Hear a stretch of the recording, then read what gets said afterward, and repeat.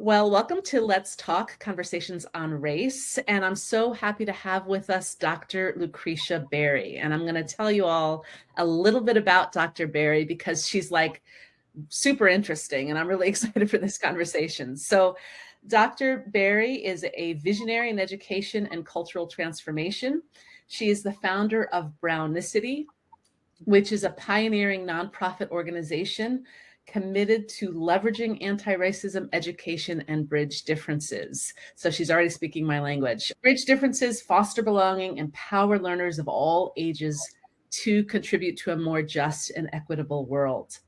Through her pioneering work, Dr. Berry has become a trusted thought leader and consultant, helping organizations build cultural competence and racial literacy with a special focus on children. And she is also a mother of three multi-ethnic daughters and a wife or the wife, I assume there's not more than one, the wife in an interracial marriage. So welcome, Dr. Berry. Thank you so much. I am honored to be here. And I just love it. I love it that we have this connection. We've never met before in person, but we have this connection, this camaraderie that feels so divinely established and natural. I'm excited. Love divine connections. So you founded Brownicity in 2015. So it's almost 10 years old.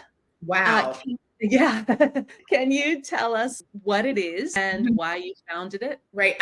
Honestly, I feel like Brownicity is just perpetually becoming. So, but I will say I created it because I needed to create a space where I could leverage education to equip people who wanted to be a part of change. And so I have a doctorate in education. And so I have all this academic equipping and experience.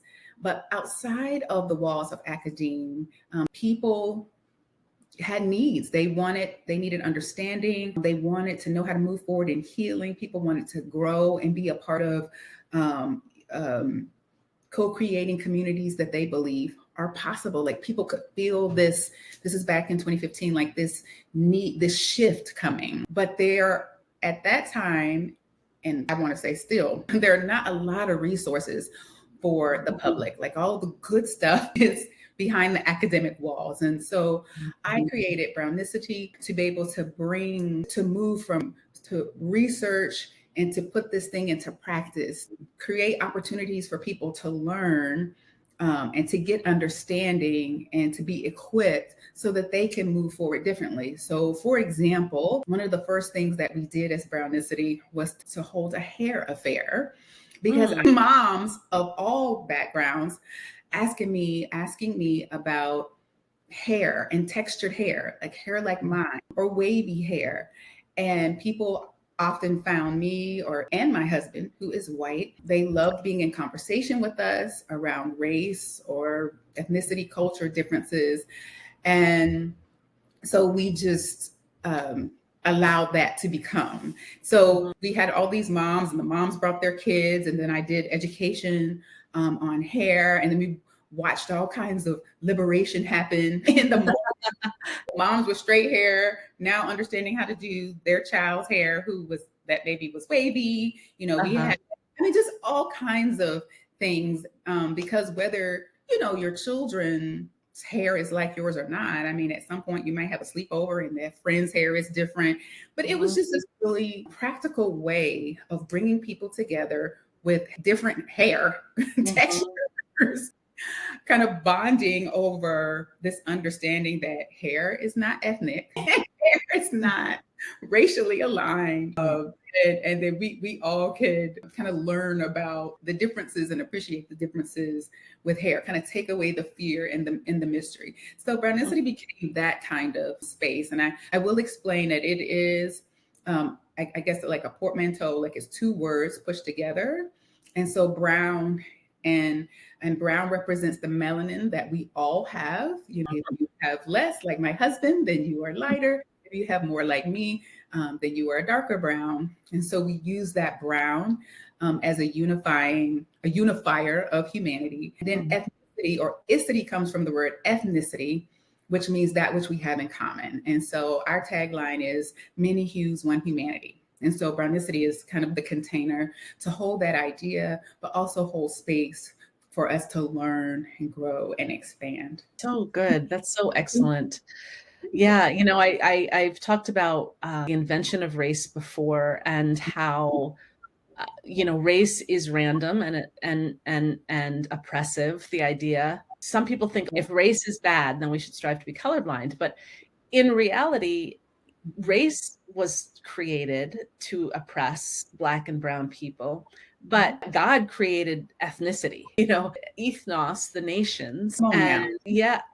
And so if your ancestors are from Africa, God knew that your ancestors would need more melanin to protect you from the sun. And if your ancestors are from Europe, well, they don't get to see the sun very much, so they don't need as much melanin. So color is part of ethnicity, and we should be proud of our color. We should see color. Color denotes ethnicity, and strive to understand different ethnicities. But yeah, so understanding that race is a construct does not mean that we should become colorblind. Absolutely, because color blindness basically robs us of language, understanding, context, and even permission to talk about the construct that has denied us humanity. Because it was also created to oppress white people mentally and psychologically, right? Morally, right? So we all need liberation from that. But if we are pretending to be colorblind, that means shuts down any kind of education or discourse. Colorblind leads to the fear mongering around race theory or any kind of racial literacy. It also says something is wrong with color. No, nothing is wrong with color. So it just reminds me of my high school students. They take this elective I created, Anti-Racism 101. And I just think about I get joy from witnessing them learn and unpack race, right? And so it's the antithesis of color blindness. Like, we are empowered when we know better, because then we can do better. Yeah, that's so good. So actually that leads really nicely into one of our questions, which is, you've done research regarding when children begin to notice difference and see color, specifically color in people. We know that one of the things you teach a 2-year-old is this is a pink crayon and this is a red crayon. So that's just part of basic preschool education. But specifically regarding people, when do children begin to see difference, especially color differences in people? Well, research shows as early as 3 to 6 months. And of course, children can see. Right. Because I think about my own children, I'm like, of course they can see their dad and their mom different from each other. And then even sorting colors, people by colors, is kind of normal. The same way you would put all the red objects together, all the blue objects together. And I watch children do that just so very innocently, like the brown people, all the brown people in one family, oh, y'all should be together. And then all the lighter brown people, kids do that. And it's fine. The problem is that, we have created a hierarchy based on people's skin tones. We've got all kinds of hierarchies. And then with that, we've attached narratives. And so then a socialization happens. And so then kids around the age of 4 and 5, right, when they're about to go to school, that they start to model the hierarchy, or how we practice race, how we practice treating people differently based on their phenotype or how they look, or what we call race. And so if the children are constantly watching people with European ancestry and blonde hair and blue eyes at the center of every story, and then they are the hero, and they are the leader at church, and they are the doctor, they're always out front, then that child has internalized the messaging that is the norm, that is the default, that's the top of the hierarchy. And so by the time they're about to go to school, then they're just reflecting it back and mirroring that. So sometimes when people can tell me something that's going on, I'll get a call and they'll say, this is what's happening at our camp or our school. And then I already know, based on what they tell me, I already know the age that they Interesting.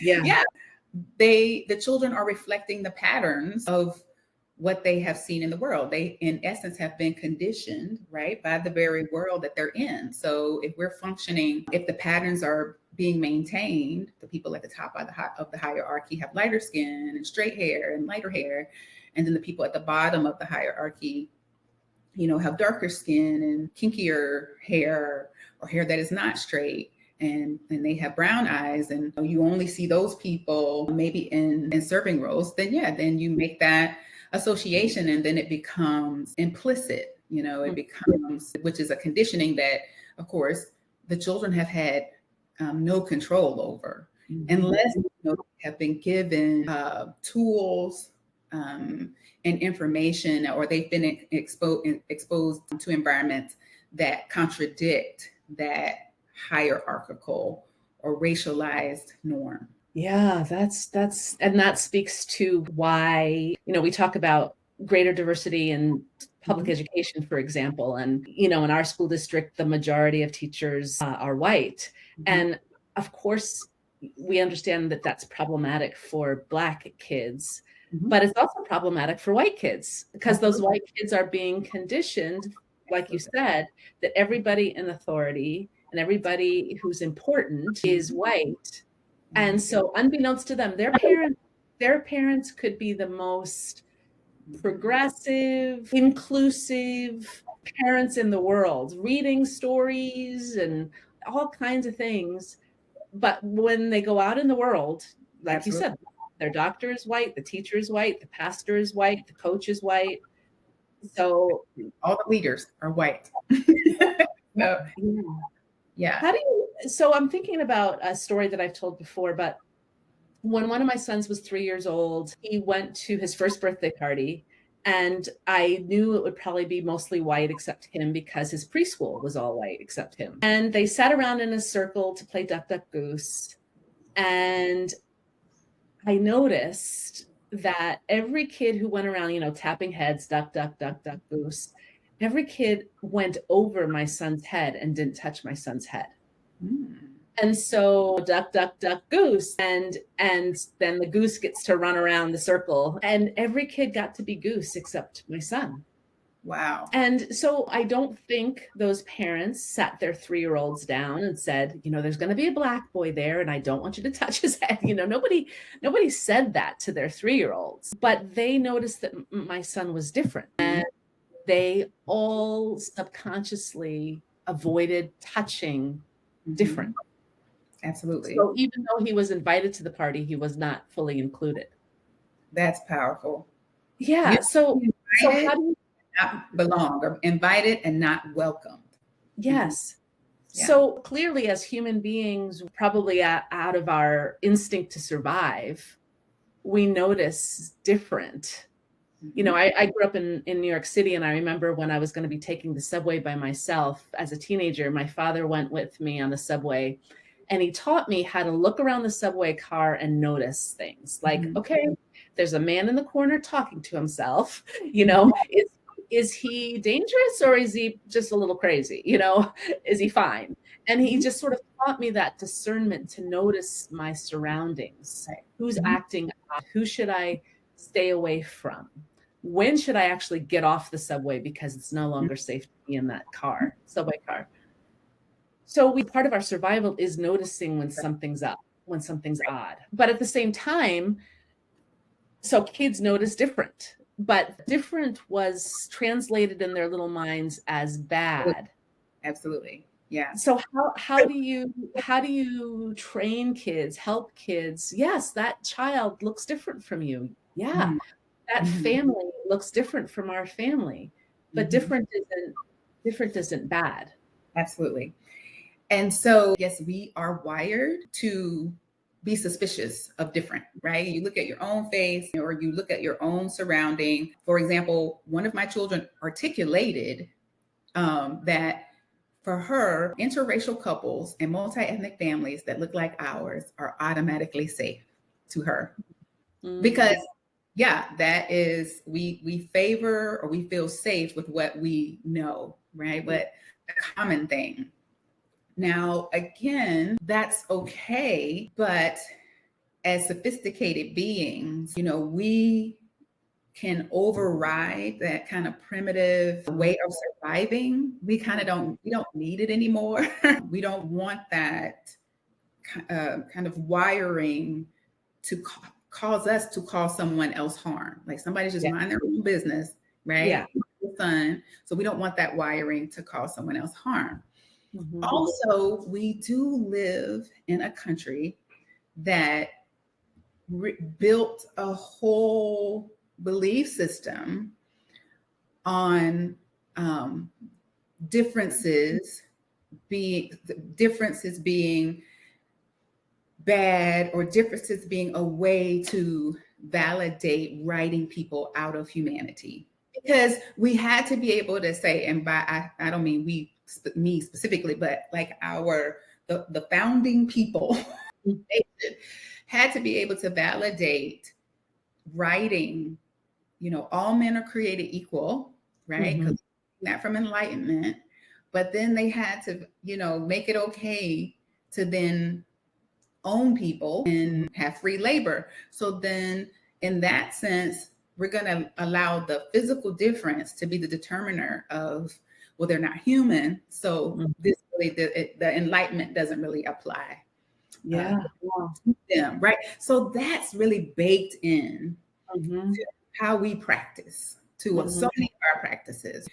Okay, so then we're gonna zoom in. So as we move further and further away from segregation, or we move further away from that type of thinking and practice, and we're embracing, we're no longer Jim Crow. We are consciously attempting to keep schools integrated and live amongst each other. We have to be intentional about putting practices in place and acknowledging practices in our newly diverse environments. So in your case, those parents who are not accustomed, who probably live in homogeneous spaces, okay, you're going to be inviting quote unquote differences into your space. You have to be intentional about like breaking the ideology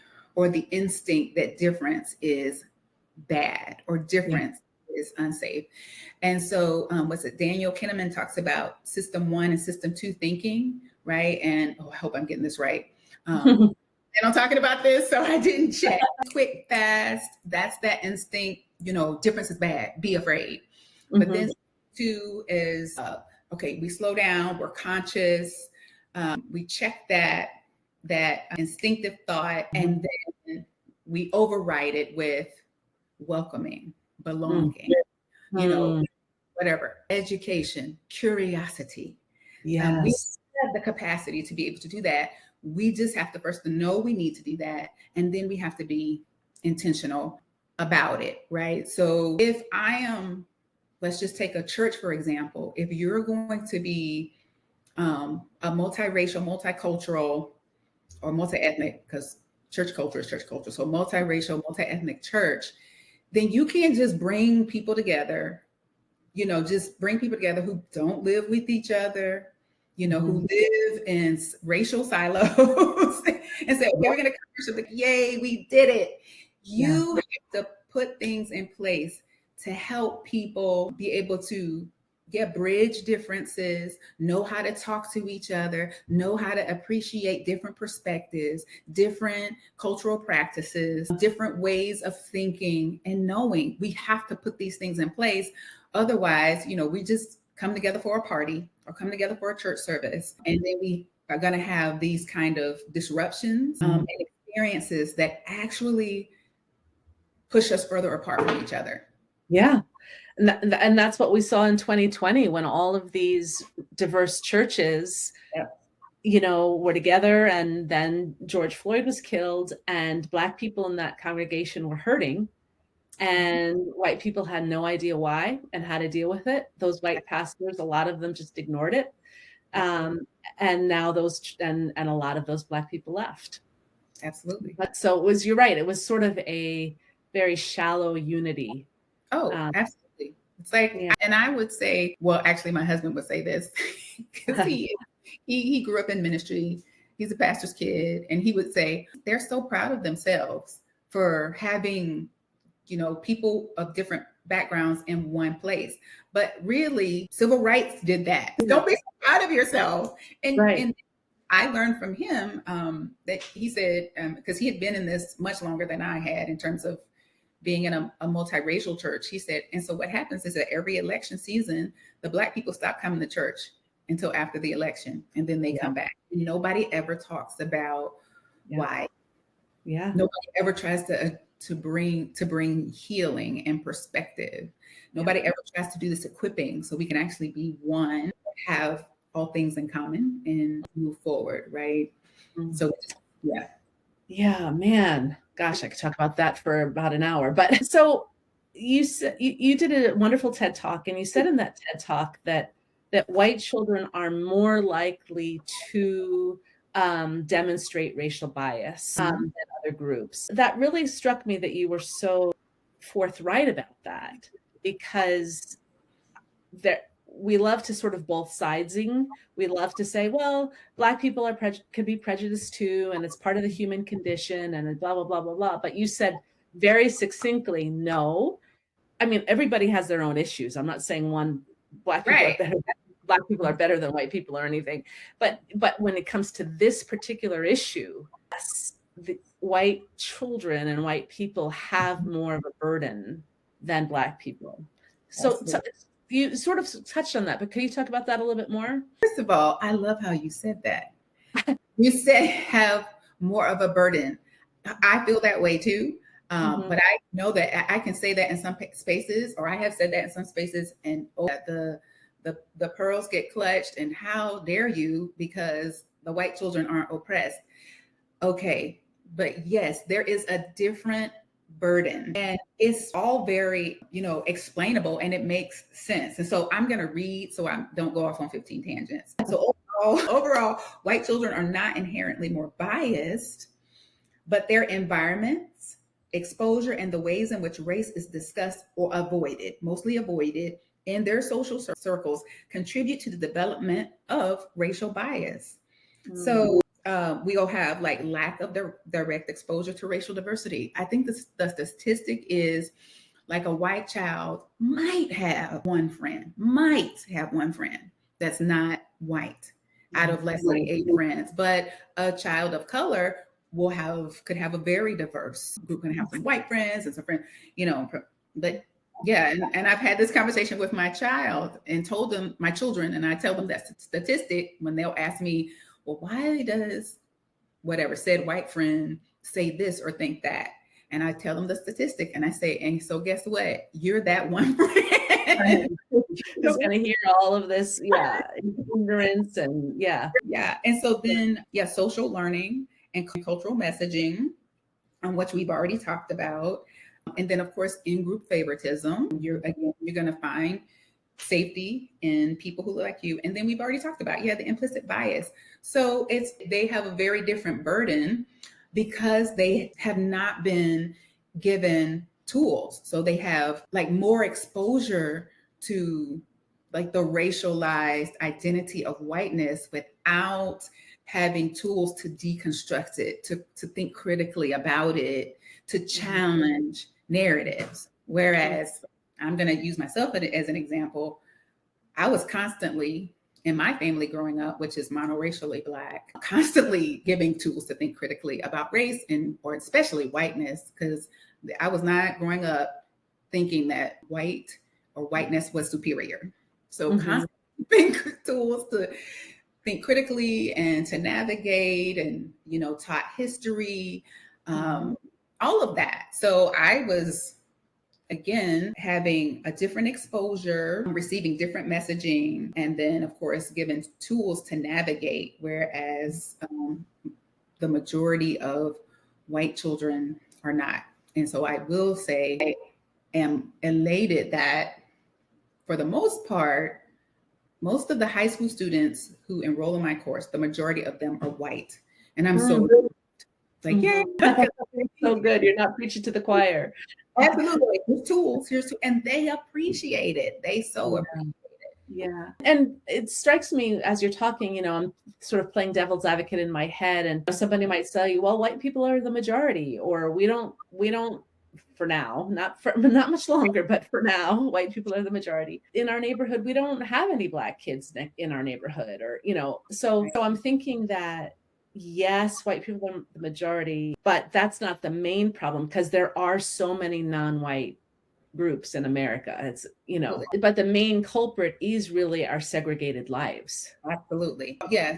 Yeah. We live the segregated lives that like it's a lie that you live because yes, our white people for now are the majority in the United States, which I will do a side note. I don't think that they are. I just think that we have people still checking the white box who shouldn't be checking the white box. I think as more people are liberated from that, or less people will check that box less. Yes. And so there will be a paper transformation of identity, I think, on paper. Okay. Yeah. Okay, they are the majority, but not the majority in the world, right? Yes. And so, and even if that were the case, I mean, okay, they're the majority, still is whiteness in that regard is a burden. And I want to say like an ailment, and it does harm. So you should want to be liberated from that. Yes. Or you should want better, I believe, for your children. And at least that is the experience that I have had with my monoracially white friends, families. They're white mom, white dad, white children, but they know that they have skin in this game and they do not want their children growing up and contributing to the racist status quo. You see, and they know that whiteness in this is not healthy. So they have, I shared some stories in my TED Talk, of course, where the parents they have a growth mindset. They don't want their children to be formed by those aspects of kind of the white identity that are all about fear. Fear everybody else. Fear of the other. Yeah, you don't want your child, you would say that about anything. Well, I don't want my child growing up in fear. I don't want my child stifled by fear. But that is a significant part of like whiteness as it was created, to fear the other. Yeah. And growing up subliminally feeling superior to everybody. Like, what does that do to your work ethic, your drive, your striving? I think that leads to a kind of narcissism,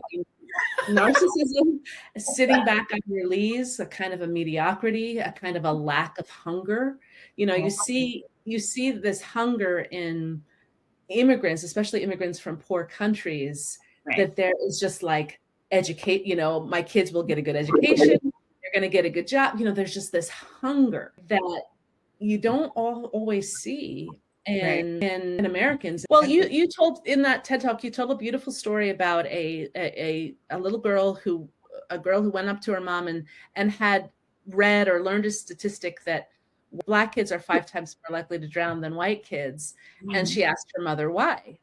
And, I could imagine some mother sort of being like, well, I don't know. And with that response, that kid would subconsciously assume, well, I guess there's something wrong with Black kids that they don't learn how to swim, but that white mother actually knew some history and told her daughter the history of public swimming pools in America and how Black kids weren't allowed in them. If you don't have access to a pool, you're not going to learn how to swim. And told her daughter that. And I just thought that was so profound. And can you talk about the difference between the mom who had learned that history and the mom who would just shrug her shoulders and say, well, I don't know? Like, what was that difference in that mindset? Well, I think it is knowing her, it's her own desire to know better so she can do better.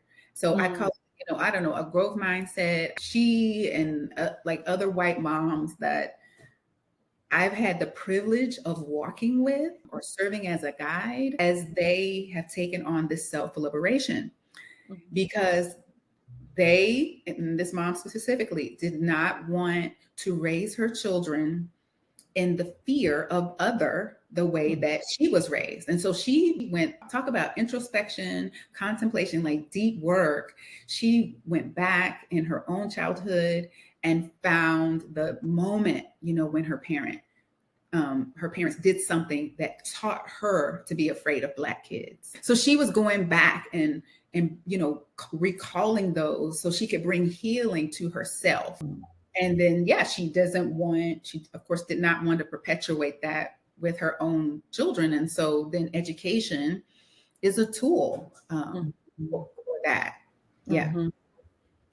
Yeah, that's so good. I mean, if you grow up with Mhm. and you're driving on a trip with your white family and you notice all of a sudden your parents slamming down the locks, or Absolutely. and you start to notice, okay, every time we drive through this neighborhood, my parents slam down the locks. Absolutely. And yeah, so that's sort of like we were talking about before. You're collecting that information and assuming, okay, this neighbor is dangerous. And guess what? This neighborhood is mostly Black and brown. So Black and brown people are dangerous. Right.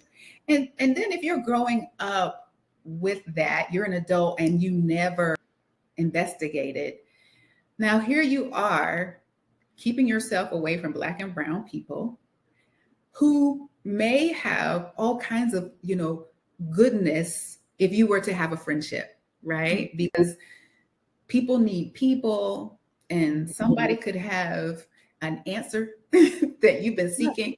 Somebody, um, we are connected together. That's why race and the racial categories do us such a disservice, because they keep us in the silos and then we miss potentially vital connections.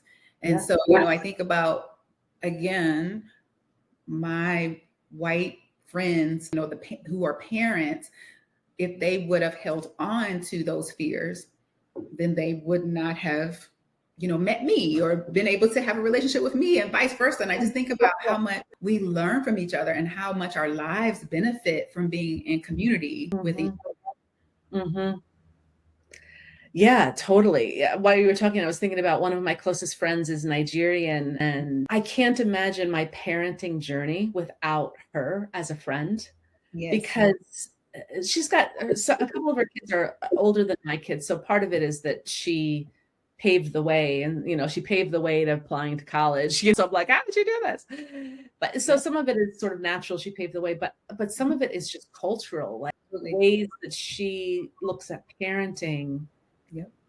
that totally enriched me Yes, and brought a different wisdom absolutely. than I was hearing around me. Yep, I have a friend like that too. Same. She is older, her kids are older, but she's from India. She's from Mhm. India, and her husband is a white American. And there I was in graduate school with her, and I became friends with her. Then I would babysit the kids. Exactly what I learned from her culturally, and just she's a beautiful person, and we're still in each other's lives. Absolutely. Yeah, so you said cultural competence is more than just acknowledging difference, it's a understanding and appreciating them.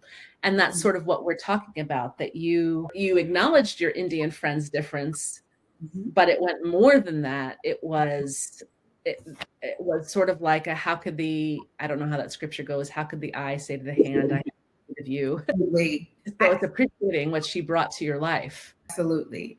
Yeah. And I mean, seeing again, like I like that you brought in that scripture, because seeing God expressed differently through different perspectives, different culture, it feels like it gives me a bigger, broader, more holistic perspective of God, and again, God's expression. So it's not limited to this is what it looks like to be in relationship with God. Right. So I appreciate being in the presence of differences. I'll say it that way. Yeah. Yeah. What they bring to the table. Yeah. So for that, so we needed individually, and for that white pastor who is no longer satisfied with their all white church, it's not just about having a few Black people in the pews. It's what do those Black people bring to your church that will strengthen your church and make it better. Absolutely. Yeah, like you said, that's a whole other hour. Yeah, that's a whole other hour. Yeah. So I watched with interest, and I tore through the few photos that you posted on Instagram. Your family this past summer went to Kenya, and actually I googled the reserve where you went to, because we've talked about wanting to go to Africa. I've been to Africa, several different countries, before I was married, but my husband and children have never been. And anyway, why did you go? I mean, I'm assuming it was not cheap. When you're gonna fly that distance, it's not cheap. It's a long trip. I hate sitting on planes for more than 5 hours. This is like 3 times that. So why did you go? Was it part of, what did your kids learn? What did you learn? What did your husband learn in terms of cultural competency? Well, okay, so for us, for our family, or my husband and I, we set this kind of precedent that our children would, like, it would be kind of normal to travel out of the country to use a passport, right? And so we get our passports several years ago, and where do we go? Cuba, right? Before Cuba anymore. And then Yeah, you snuck COVID, in. COVID just right in the middle would shut it all down. We had lots more plans, and to kind of normalize, um, traveling outside of our comfort zones, right? Before they graduated from high school. And so we really cut it close because we have a senior, and again, COVID, some things. And yeah, so that's just a kind of a core value for, our family in general. And I think we ended up choosing Kenya. First of all, yeah, I've been to the continent, South Africa and Nigeria, and I love going to the continent. Our youngest, she has, I don't know, she loves, this is the one who's like, she's on her language app learning Bengali because her friend is, yeah, from India. And I'm like, okay, but that's her. So United Nations, and Awesome. yeah, and she is an advocate for, yes, I'm just going to call it the beautiful belonging. She sees something about Giraffe Manor in Kenya and is fascinated. And then this was around, was turning 50. So this trip has been a few years in the making because of COVID, and then Kenya had an election. It was so many things. And then, yes, it's an expensive trip, and we saved up money. So yeah, going outside of our, borders is important. Normalizing, going places, being hosted, being invited, being hosted, learning how to, again, see the differences and appreciate the differences, and not see your own culture home as the standard, right? As the measuring. Yeah. So along the way, we had so many great conversations about, what we were seeing, experiencing, and what we were appreciating. And then, of course, there were some uncomfortable things because it's not home, but then we had the opportunity to learn how to navigate that, physically and in our mindsets.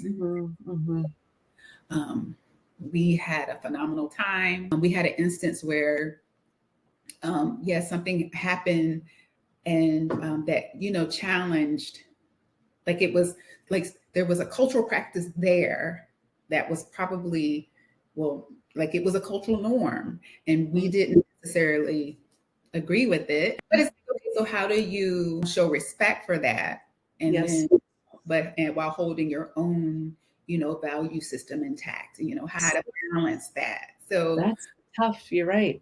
Yeah. And let me tell you, Kenya and the people, you talk about joy just walking around. I mean, just that we talk about that a lot, just the energy of the joy that is that area.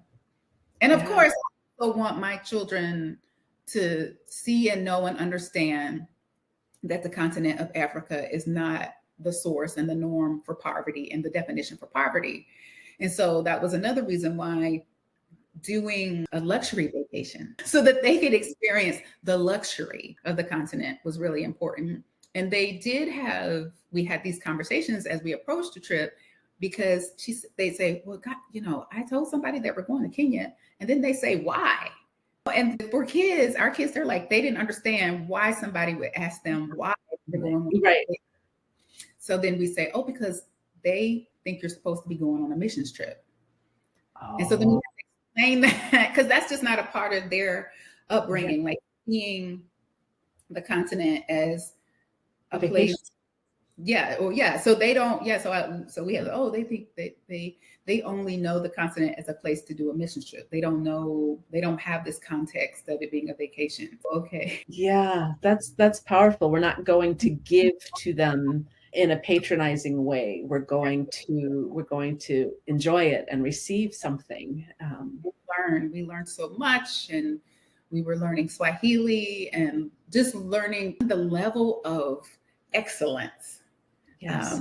Everywhere we went, like the standard I need them to have, because here especially in white evangelical Christendom in the United States, it's like the association with the continent of Africa is maybe poverty or someplace to do a service project. Did you also want them to, they're biracial, so to sort of have that connection with where, their Blackness came from? Not Kenya per se, but Africa? I'm going to say I probably didn't think about that. Okay. I know. I didn't think about that. Probably maybe because we just have normalized talking about ethnicity and ancestry so much. And I guess I didn't make that connection to Kenya. And now I am fortunate to know where specifically my ancestors came from, brought over from Guinea. And so I would like to do that kind of a trip. We've also done so much work, conversation, education, connection.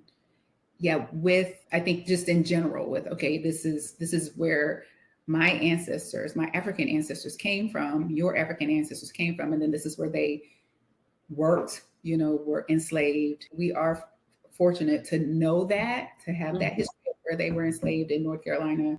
And then I feel like what I've had to do is to do a little bit more work on my husband's side. The whiteness erases all of that. Yes. Intentionally, like Black, it's stolen, or taken away. But with whiteness, it's intentionally erased.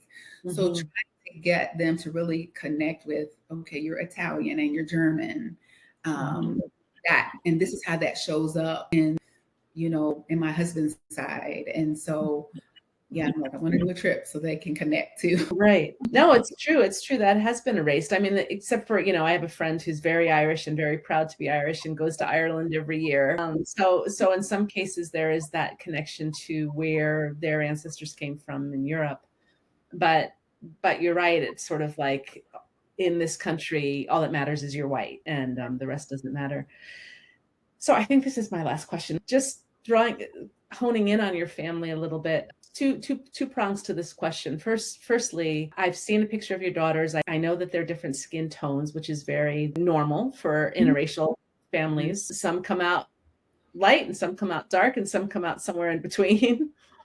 How have you helped them to navigate colorism, where the lighter one is preferred in some spaces than the darker one, and all that stuff? And then the second prong to the question is, how have you taught them to identify? Do you tell them that they are young Black women, or do you tell them that they're young biracial women? So talk about that. Well, that's good. Okay, so with the colorism and racism, the equipping that we have done is to, again, normalize the conversation. They have to be conscious about the socialization that has happened before them and all around them. I think, probably because I'm dark skinned. So in our home, they don't see preferential treatment for lighter people. You know, in our Mhm. families, they've not seen preferential treatment for lighter people. Now they would see that probably out in the world. I have never heard them talk about, and I've never seen anybody treat them differently because, you know, or treat the lighter one better Mhm. than one who's browner. But again, we've just tried to constantly give them, again, education, conversation, or Yeah. dialogue, and then tools. Yeah. Yeah. So amongst themselves, everything is fine that I know of. I feel Yes. like they're always trying to be darker. And then, but what I do have to keep an eye on is, you know, when they're out amongst, like if we're in a community that is predominantly darker skinned people, are they being shown preferential treatment? I haven't seen that, and they Mm. haven't told me about that. Well, no, the lighter child did tell me about being admired for looking exotic. My job as the parent is to then we had this conversation about her not feeding into that. Like it's Mhm. okay, yes, you're beautiful and receive a compliment, but this is what is, but you know, but that is in the context of a narrative around, um, you know, lighter being better, smarter, prettier. So Yes.